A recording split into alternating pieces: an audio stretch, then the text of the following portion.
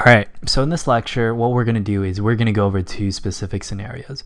The first scenario is when we're going to be giving small doses with a small value for tau.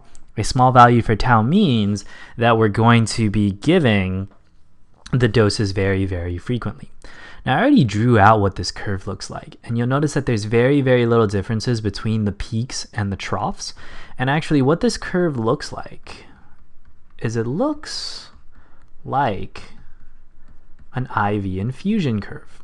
Okay, so it looks like an IV infusion curve, and this scenario happens when you give small doses very, very frequently. All right, and what's the application of this? Well, there's an approximation you can make, and the approximation is you can say this is very similar to an IV infusion curve, and you can use your IV infusion equations.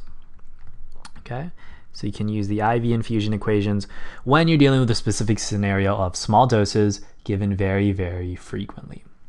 Now, steady state, okay? Steady state is very, very important.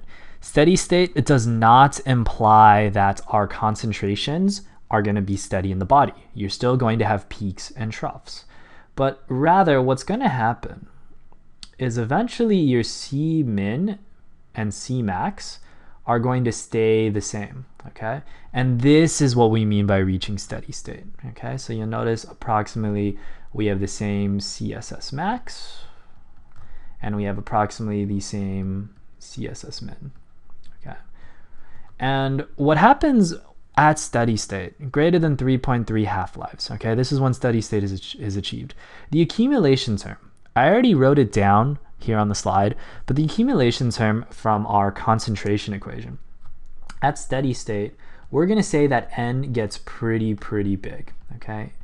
This treatment, we're going to say n is going to infinity, and what happens here is this accumulation term now becomes 1 over 1 minus e to the negative k tau, all right?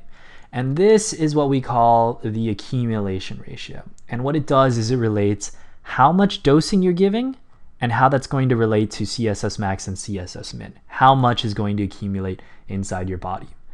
There's three scenarios to deal with. The first scenario is when your tau is bigger than T1/2. If your tau is bigger than T1/2, what's going to happen is your accumulation ratio is going to be less than 2 and greater than 1. Number 2 is when T equals T1/2. Your accumulation ratio is going to be exactly 2. And then number 3 is when your tau is smaller than T1/2. What's going to happen is your accumulation ratio is going to be greater than 2. Okay? In terms of these numbers, 1, 2, 2, and accumulation ratio greater than 2, if you don't remember that and you don't have that memorized, don't stress about it, because you can always plug in the tau value and see what your value is for the accumulation ratio. The big theme that you want to understand is that the smaller your tau is, the greater your accumulation ratio will be. And the greater your accumulation ratio will be, the higher your CSS max and the higher your CSS min. Okay, now at steady state, what's going to happen is we can say C steady state equals SFD over V times the accumulation ratio, 1 minus e to the negative k tau, times e to the negative kt. Okay, again, don't stress about memorizing this equation because you do get an equation sheet, all right? And the max is going to be when t equals 0. The min is going to be when t equals tau. And there's going to be one more equation that you want to know, okay? Or you'll want to understand. Not memorize because this is given on the equation sheet.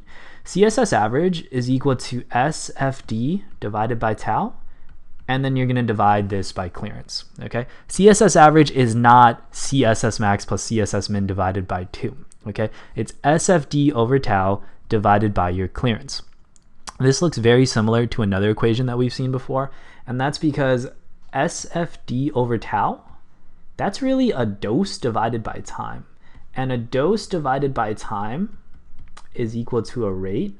So essentially what we're doing is we're dividing the rate of drug administration divided by the clearance. And that's how you get CSS average, okay? It's also how with a typical infusion, you're going to get your CSS concentration, okay? Rate divided by clearance.